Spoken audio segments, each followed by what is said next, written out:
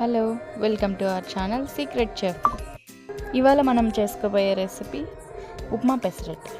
దానికోసం ముందుగా ఒక జార్లోకి 1 ఇంచ్ అల్లం ముక్క, 3-4 పచ్చిమిర్చి, రుచికి సరిపడా సాల్ట్, ముందుగా పిండి చేసి పెట్టుకున్న పెసర్ల పిండి, కన్సిస్టెన్సీకి తగ్గట్టు నీరు వేసుకొని బాగా మిక్సీ పట్టుకోవాలి.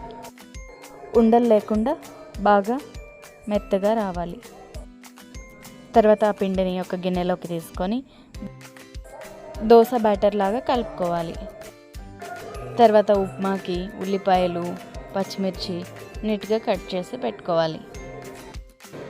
తర్వాత ఒక పెనం తీసుకొని అందులో 1.5 కప్పు సూజీ రవ్వ తీసుకోవాలి. బాగా కలియబెడుతూ వేపుకోవాలి. లో ఫ్లేమ్లోనే లైట్గా కలర్ మారే వరకు వేపుకోవాలి.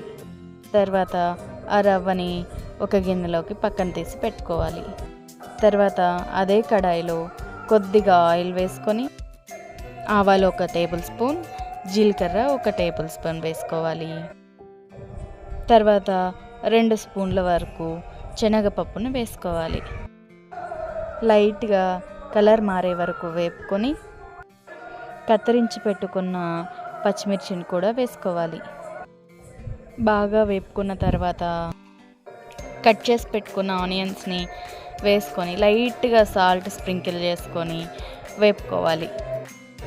అలాగే కొద్దిగా కరివేపాకుని వేసుకొని వేపుకోవాలి. బాగా ఆనియన్ 75% వేపాక చిన్నగా కట్ చేసి పెట్టుకున్న ఒక టమాటా ముక్కల్ని కొద్దిగా సాల్ట్ చల్లి వేపుకోవాలి. సాల్ట్ వేసి వేపితే ఏంటంటే 85% ముందుగానే కుక్ అయిపోతాయి. తర్వాత మనం ఏ కప్పుతో అయితే రవ్వ తీసుకున్నామో అదే కప్పుతో 1 కప్పు రవ్వకు గాను 3 కప్పుల నీళ్ళు వేసుకొని బాగా ఉడికించుకోవాలి. నేను 1.5 కప్పు రవ్వ తీసుకున్నాను కాబట్టి 5 కప్పుల నీళ్ళు వేసుకుంటున్నాను. వాటర్ బాగా రోలింగ్ బాయిల్ అయిన తర్వాత మంట తగ్గించుకొని ముందుగా వేపి పెట్టుకున్న సన్న రవ్వను అందులో వేసుకొని ఉండలు లేకుండా బాగా కలుపుకోవాలి. లో ఫ్లేమ్లోనే బాగా తిప్పుతూ కలియబెట్టుకోవాలి. లో ఫ్లేమ్లోనే పెట్టుకొని కలియబెట్టుకోవాలి. ఎట్టి పరిస్థితుల్లోనూ హై ఫ్లేమ్ మాత్రం పెట్టకూడదు. హై ఫ్లేమ్ పెట్టారంటే ఉండలుగా మారి టేస్ట్ బాగోదు. ఈ పెసరట్టు ఉప్మాలోకి టమాటా వేయడమే టేస్ట్ అన్నమాట. ఎందుకంటే పెసరట్టు కూడా టేస్ట్లెస్గా ఉంటుంది కాబట్టి ఉప్మాలో ఉన్న ఈ టమాటా తగులుతూ ఉంటే టేస్ట్ బాగుంటుంది, పుల్లగాను. తర్వాత స్టవ్ కట్టేసి ఉప్మాని పక్కన పెట్టుకోవాలి. తర్వాత దోశ పెనం తీసుకొని స్టవ్ వెలిగించి పెట్టుకోవాలి. పెనం వేడెక్కాక స్టార్టింగ్లో చేసి పెట్టుకున్న పెసరట్టు పిండితో దోశలాగా పెనం మీద వేసుకోవాలి. సన్నగా తరిగి పెట్టుకున్న ఆనియన్స్ని కూడా ఆ దోశ మీద వేసుకోవాలి.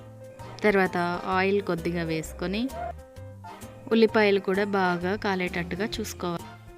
తర్వాత ఒక గరిటె ఉప్మాని పెసరట్టు మీద పెట్టుకోవాలి.